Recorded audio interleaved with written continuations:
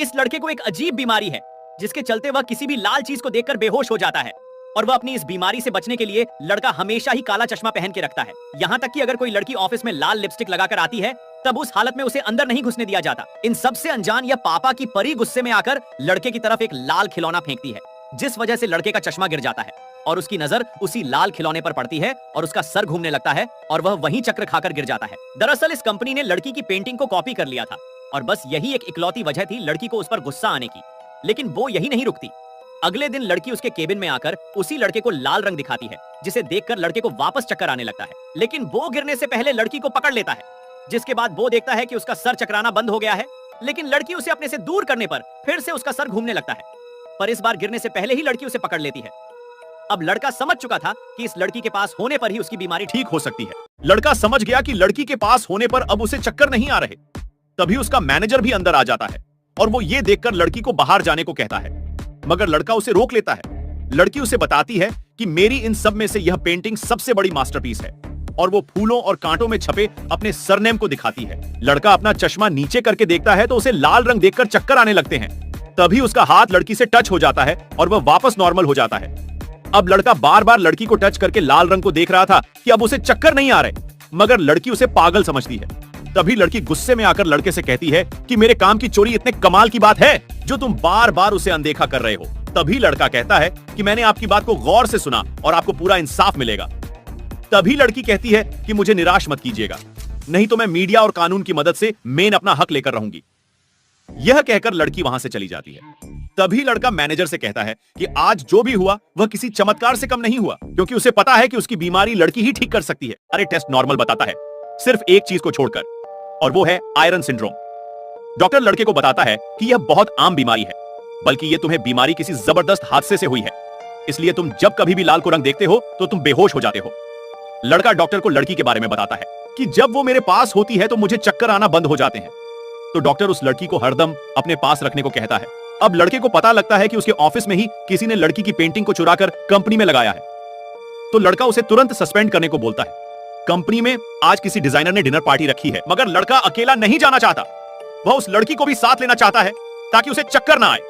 अब लड़का डिजाइनर को अपना टॉय एग्जीबिशन का ऑफर करता है, मगर डिजाइनर इसे नकार देता है।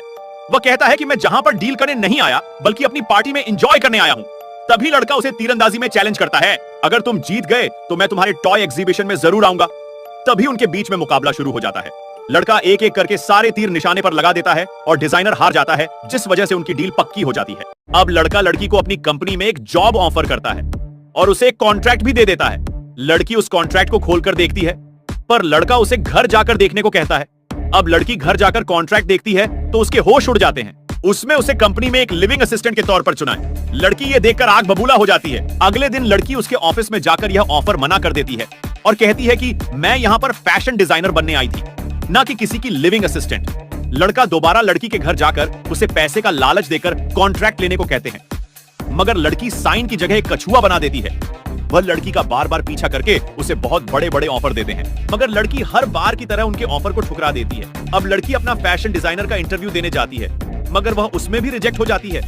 तभी लड़का बारिश में छतरी लेकर आ जाता है, लेकिन लड़की अपने रिजेक्शन के कारण उस पर बहुत गुस्सा होती है और उसे बहुत कुछ सुना देती है और कहती है कि इतनी बारिश में चश्मा कौन पहनता है, और हाथ मारकर उसके चश्मे को नीचे गिरा देती है। जिसके बाद लड़का लाल गाड़ी को देखकर लड़की जब पीछे देखती है तो वो उसे बेहोश देखकर उसके पास दौड़ कर आती है और उसे अस्पताल में एडमिट करवा देती है। लड़के के होश आने पर लड़का उसे बताता है कि जिसने तुम्हारी पेंटिंग चुराई थी हमने उसे कंपनी से निकाल दिया है। जिसके बाद लड़की उसके किए हुए बर्ताव पर लड़के से माफी मांगती है और जाते वक्त उसे प्यार भरी धमकी देकर जाती है कि आइंदा से पंगा मत लेना, नहीं तो इसमें आपका ही नुकसान है। लड़की के बाहर जाते ही लड़का कहता है कि दिखाऊं अपने सिक्स पैक। तभी मैनेजर नर्स से कहता है कि रूम नंबर 301 में लाल रंग बिल्कुल भी नहीं होना चाहिए। लड़की यह सुनकर सब कुछ समझ जाती है और लिपस्टिक लगाकर अंदर जाती है। जैसे ही लड़का उसकी तरफ देखता है तो लड़के को चक्कर आने लगते हैं। लड़का अपना चश्मा पहनने की कोशिश करता है, लेकिन लड़की उसका हाथ पकड़ लेती है और उसे चक्कर आना बंद हो जाते हैं और लड़की समझ जाती है कि इसकी बीमारी का इलाज मैं हूं। लड़का उसे पकड़कर अपनी तरफ खींच लेता है और दोनों एक दूसरे की नजरों में डूब जाते हैं। तभी मैनेजर अंदर आ जाता है और यह देखकर तुरंत वापस चला जाता है। अब लड़का उसे चश्मा पहनने की वजह बताता है कि उसके सनग्लासेस लाल कलर को फिल्टर कर देते हैं, मगर मेकअप को फिल्टर नहीं कर पाते, तो इसीलिए मैं फिर से दोबारा बेहोश नहीं होना चाहता। तो लड़की जल्दी से अपनी लिपस्टिक साफ करती है अब लड़की पूछती है कि मेरे छूने पर ही क्यों आपकी बीमारी ठीक हो सकती है, तो लड़का बताता है कि यह सबसे रेयर बीमारी है जो कि करोड़ों में से किसी को ही होता है। लड़का लड़की को बताता है कि मैं लाल रंग को देखते ही बेकाबू हो जाता हूं और मेरी बॉडी का बैलेंस बिगड़ने लगता है और इसीलिए मुझे चक्कर आने लगते हैं। अब लुई फिर से उसे अपना लाइफ असिस्टेंट और फैशन डिजाइनर बनने को कहता है, मगर तियान मना कर देती है। वो इससे पहले फैशन डिजाइनर बनना चाहती है और बाद में लाइफ असिस्टेंट, और इसी वजह से उन दोनों में डील हो जाती है। आज लड़की का जॉब पर पहला दिन है और लड़का उसे बताता है कि डिजाइनर भले ही कैजुअल हो सकते हैं, मगर लाइफ असिस्टेंट होने की वजह से तुम्हारा डेलिकेट होना बहुत जरूरी है। अब लड़का उसे डिजाइन डिपार्टमेंट में भेजता है, जहां पर उसका मैनेजर उसे सबसे इंट्रोड्यूस करवाता है। तियान की फ्रेंड ल्यूई का इंटरव्यू लेने के लिए उससे रिक्वेस्ट करती है। तियान अपने आप को बहुत होशियार समझती है और उसे हाँ कह देती है। अब मैनेजर ल्यूई के केबिन में आकर उसे बताता है कि मैंने डिजाइन डिपार्टमेंट में एक अफवाह सुनी है कि आपके और तियान के बीच कुछ चल रहा है। ल्यूई सोचता है कि अब मेरे प्यार का जादू उसके सर चढ़कर बोल रहा है, मगर ऐसा कुछ भी नहीं होता, बल्कि तियान सोचती है कि ल्यूई पागल हो चुका है। लेकिन लड़का सोचता है कि तियान मेरे प्यार में पड़ गई है, मगर इन दोनों को नहीं पता कि इन दोनों में बहुत बड़ी गलतफहमी हो चुकी है। इसलिए अब यह गाड़ी में बैठकर बात करते हैं। ल्यूई कहता है कि मैं तुम्हारे मुंह पर तुम्हें ना नहीं कह सकता, लेकिन लड़की उसे अपना चश्मा उतारकर इसे देखने को कहती है और उसे पता चलता है कि ये तो एक इंटरव्यू की रिक्वेस्ट है, ना कि लव लेटर। लेकिन लड़की अपने आप पर घमंड करते हुए उससे रुतबे की बड़ी बड़ी बातें करने लगती है, जिस वजह से ल्यूई उसे इंटरव्यू लेने से मना कर देता है और उसे गाड़ी से उतार देता है। अगले दिन लड़की दूसरे डिजाइनर की मैगजीन देखकर उसकी बहुत तारीफ करती है, लेकिन लड़का पीछे से देख लेता है और उसे इंटरव्यू लेने के लिए हाँ कर देता है और वह चाहता है कि वो भी मैगजीन पर आएगा। इंटरव्यू देने के बाद ल्यूई मैगजीन के लिए फोटोशूट करवाता है और तियान को दिखाने के लिए कहता है कि मुझसे बेहतर कोई नहीं है। ल्यूई के अंकल इंटरव्यू देखते हैं और वह उसे मना करते हैं कि ऐसे इंटरव्यू मत दिया करो, लेकिन ल्यूई कहता है कि आजकल के नौजवान यही पसंद करते हैं। तभी अंकल बताते हैं कि कल तुम्हारा भाई आ रहा है। अपने भाई को सरप्राइज देने के लिए ल्यूई तियान को डेकोरेशन का सामान लेने के लिए मॉल में जाते हैं। ल्यूई का भाई जब घर आता है तो वह उसे प्राइज देते हैं। वो यह देखकर सोचता है कि ऐसा घटिया सरप्राइज ल्यूई ही दे सकता है, लेकिन सबका दिल रखने के लिए वो कहता है कि सरप्राइज अच्छा है। तभी ल्यूई कहता है कि मैंने तुम्हारे लिए एक और सरप्राइज तुम्हारे कमरे में रखा है। लड़का इस प्राइज को देखकर कहता है कि यह भी कोई सरप्राइज है, वो भी लाल बैकग्राउंड वाली। इसी फोटो को देखते ही उसे अपना पास्ट याद आ जाता है कि कैसे कोई भी लाल कलर का खिलौना और कपड़ा उसके घर में नहीं आता था, कि उसके भाई को दिक्कत थी, इसलिए वो अपने भाई से नफरत करता है और इसीलिए ल्यूई ने उसके कमरे में लाल कलर की फोटो लगाई है ताकि उसके भाई के दिल में ल्यूई की जगह बन सके। कंपनी की ऐसी ग्रोथ को देखकर कंपनी को बहुत बड़े बड़े ऑफर आने लगते हैं। मिस जैंग स्टाफ से कहती है कि अब 6 घंटे की जगह अब आपको पूरे दिन काम करना होगा। तभी तियान मिस जैंग से कहती है कि इस सीरीज में मैं भी कुछ काम कर सकती हूँ। तो मिस जैंग उसे ऐसे प्रोडक्ट खोजने को कहती है कि जो किसी कंपनी के पास ना हो। तभी ल्यूई तियान को फोन करके अपने केबिन में बुला लेता है और उसका हाथ पकड़कर अपनी प्रेजेंटेशन देने लगता है। तभी तियान उसके काम को देखकर मन ही मन उसकी तारीफ करती है और वो भी ल्यूई की तरह अपने काम को पूरी निष्ठा से करना चाहती है, मगर वो जितनी बार भी मन लगाकर काम करने की कोशिश करती, ल्यूई उसे बार बार फोन करके बीच में डिस्टर्ब कर देता। मिस जैंग प्रेजेंटेशन देखती है लेकिन किसी का भी पसंद नहीं आता।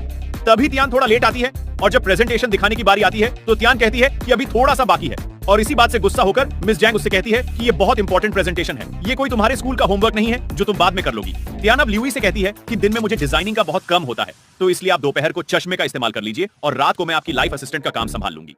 लेकिन ल्यूई कहता है कि ऐसा नहीं हो सकता, क्योंकि हमारा काम प्रायोरिटी के हिसाब से शेड्यूल होता है, ना कि शेड्यूल के हिसाब से प्रायोरिटी। तियान ल्यूई की बात सुनकर वो ल्यूई से बात करना ही बेकार। अब काम खत्म होने के बाद भी ल्यूई तियान को शाम को फोन करता है और उसे अपने घर बुलाता है कि अब तुम्हारा लाइफ असिस्टेंट का काम शुरू होगा। ल्यूई तियान को इसलिए बुला रहा है क्योंकि उसके घर में उसकी एक्स आ गई है और उससे बचने के लिए ल्यूई ने तियान को बुलाया है। कुछ ही देर में तियान वहां पर आ जाती है और घर का ऐसा हाल देखकर तियान कहती है कि यहाँ पर कुत्ते घुस आए थे जो इतना गंद डाला है।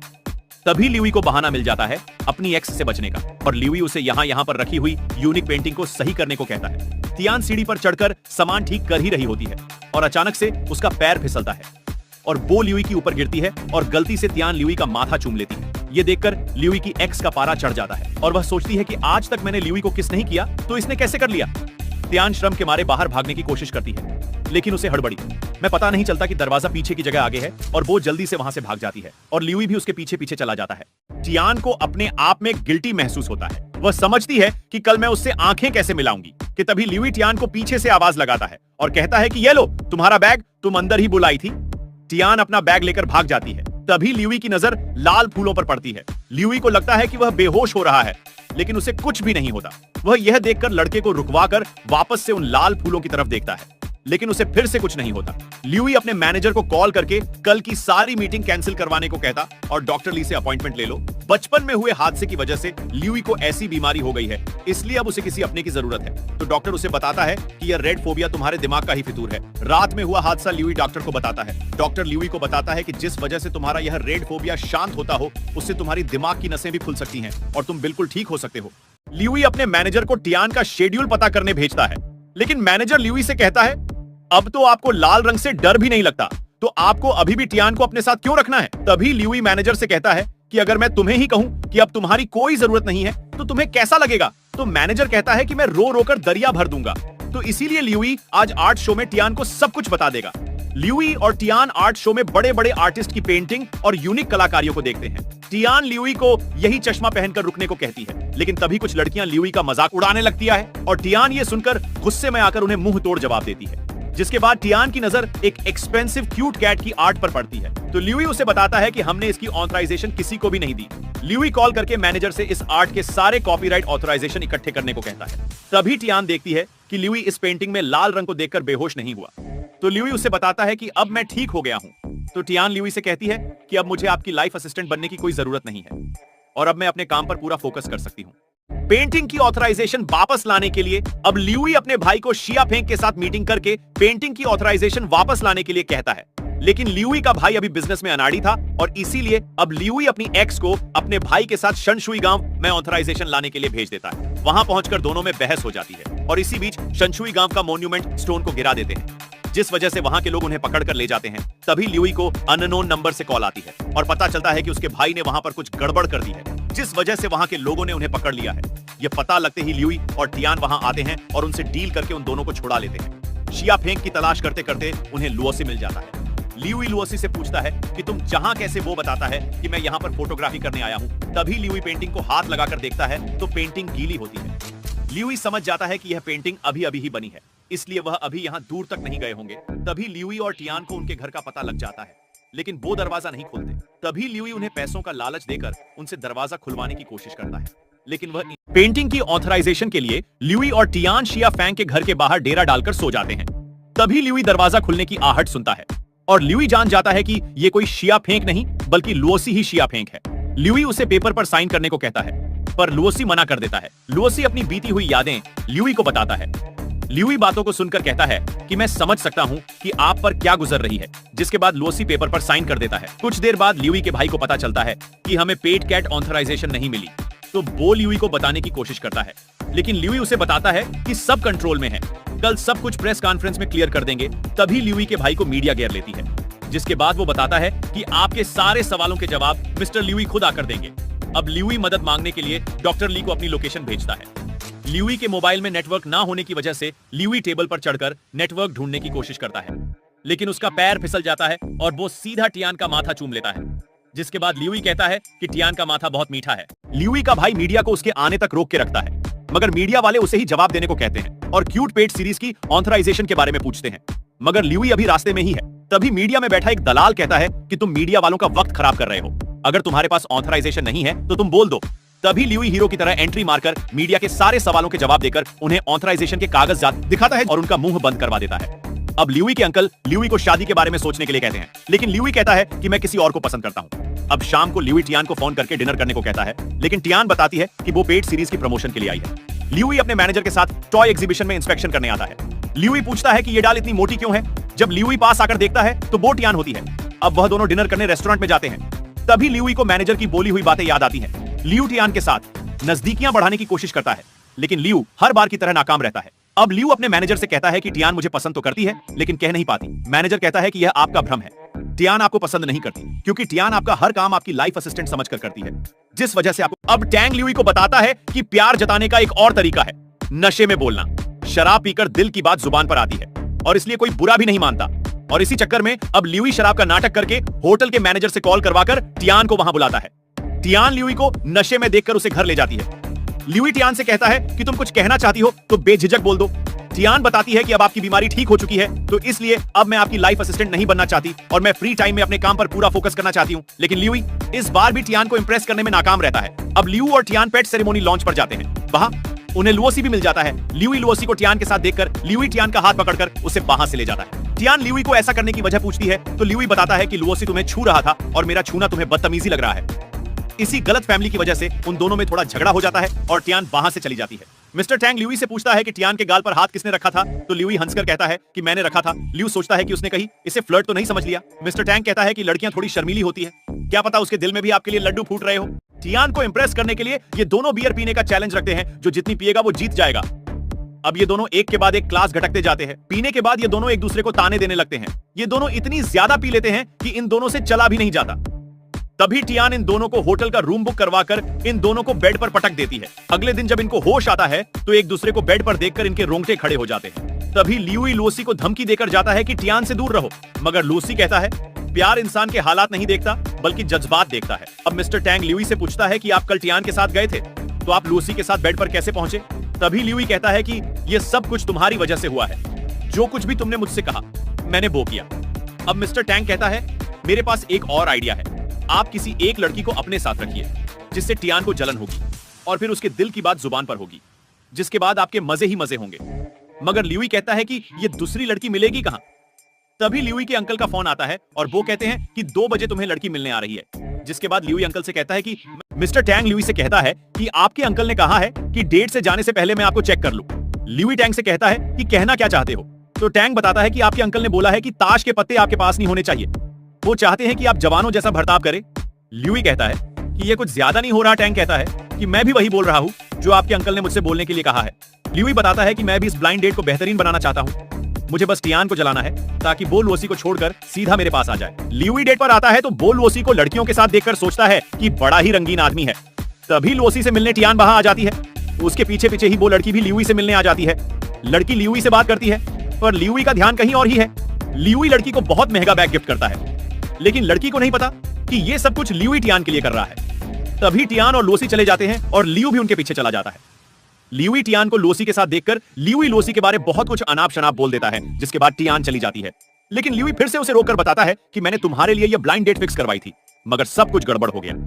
ल्यूई टियान से माफी मांगने के लिए उसे अपने भाई के साथ और अपनी एक्स गर्लफ्रेंड के साथ डिनर पर ले जाता है, जहां उसकी एक्स गर्लफ्रेंड उसे बताती है कि कल मेरा जन्मदिन है तो मुझे तुम दोनों से गिफ्ट चाहिए। ल्यूई ज्वेलरी शॉप में उसके लिए नेकलेस लेने जाता है तो ल्यूई अपने भाई को देखकर रुक जाता है और उसके जाने के बाद वो उसी शॉपकीपर से सेम टू सेम नेकलेस बनवाता है। और जब अगले दिन ल्यूई का भाई लड़की को गिफ्ट देता है तो वो बताता है कि यह नेकलेस मैंने तुम्हारे लिए स्पेशल बनवाया है, तो ल्यूई भी उसे same to same necklace gift करता है। ये देखकर ल्यूई का भाई कहता है कि ये कैसे हो सकता है, तो ल्यूई कहता है तू अभी छोटा है, तुझे अब बहुत कुछ सीखना है। अब शाम को ल्यूई टियान के लिए खाना टेबल पर लगाकर उसे मैसेज करके कहता है कि खाना खा लो अगर काम खत्म हो गया हो। अब टियान ल्यूई से 3 महीने के लिए दूर जाने वाली है, क्योंकि टियान अब डिजाइनर टॉय मास्टर बनने वाली है। ल्यूई टियान की कामयाबी को देखकर बहुत खुश होता है, क्योंकि ल्यूई अब टियान के साथ रहकर सीख गया है कि कुछ फैसले दिमाग से नहीं दिल से लिए जाते हैं। ल्यूई सोचता है कि इन 3 महीनों में पता नहीं क्या क्या हो जाएगा। उसे लगता है कि अगर टियान लुओसी के साथ रहेगी तो उनके बीच कुछ ऐसा हो गया तो मैं सहन नहीं कर पाऊंगा। तो इसी वजह से ल्यूई अब बीमार होने का नाटक करता है और कहता है कि मुझे चक्कर आ रहे हैं। टियान को लगता है कि ल्यूई का रेड फोबिया वापस तो नहीं आ गया। टियान ल्यूई को डॉक्टर ली के पास जाने को कहती है। टियान ली को बताती है कि ल्यूई को फिर से रेड फोबिया हो गया है। ली ल्यूई की तरफ देखता है तो ल्यूई ली को इशारा मारकर सब कुछ समझा देता है। ली टियान को वापस से ल्यूई के टेस्ट करने को कहता है और उसे बाहर वेट करने को कहता है। ली ल्यूई से ऐसा करने की वजह पूछता है तो ल्यूई बताता है कि अगर मैंने टियान को लुओसी के साथ 3 महीने बाहर भेजा तो मेरा पत्ता जरूर कट हो जाएगा। अब ल्यूई डॉक्टर ली को भी अपने इस ड्रामे में शामिल कर लेता है। तभी ली टियान को अंदर बुलाकर बताता है कि ल्यूई की बीमारी वापस आ गई है, तो इसलिए तुम्हें अब ल्यूई के साथ रहना होगा, जिससे ल्यूई की बीमारी फिर से ठीक हो सकेगी। ली को ऐसा नाटक करता देख लियो, उसे अपना थंब दिखाता है कि तुम बिल्कुल सही कर रहे हो। ल्यूई की आंखों की बीमारी ठीक करने के लिए टियान अब ल्यूई को तरह तरह के जूस बनाकर पिलाती है कि ल्यूई ठीक हो जाए और मैं वापस लूसी के साथ अपनी ट्रेनिंग पर जा सकूं। लेकिन टियान को नहीं पता कि ल्यूई उसे रोकने के लिए ये नाटक कर रहा है। अब शाम को ल्यूई टियान को कुछ बताना चाहता है, तभी उसके डोर की बेल बजती है और वो अपने सामने टियान को पाता है। टियान ल्यूई के लिए फल काट रही होती है, मगर उसका हाथ कट जाता है। ल्यूई ये देखकर मेडिकेट लाता है और मरहम लगाता है। टियान ये देखकर हैरान हो जाती है कि ल्यूई को लाल रंग देखकर चक्कर नहीं आ रहे। तभी ल्यूई को बहुत इंपॉर्टेंट कॉल आ जाती है और चला जाता है। टियान भी उसके पीछे जाती है तो उसे पता चलता है कि ल्यूई ये सब डोंग कर रहा है। ल्यूई उसे बताने की कोशिश करता है कि मैं तुम्हें सब बताने ही वाला था, मगर अफसोस टियान उसकी कोई भी बात नहीं सुनती और कहती है कि मैंने तुम्हारे लिए क्या क्या नहीं किया और तुमने बदले में मुझे धोखा दिया। ल्यूई बताता है कि मैंने ये सब कुछ लूसी के लिए किया था। मुझे डर था कि तुम कहीं मुझसे दूर ना हो जाओ, लेकिन टियान उसकी कोई भी बात नहीं मानती और वहां से चली जाती है।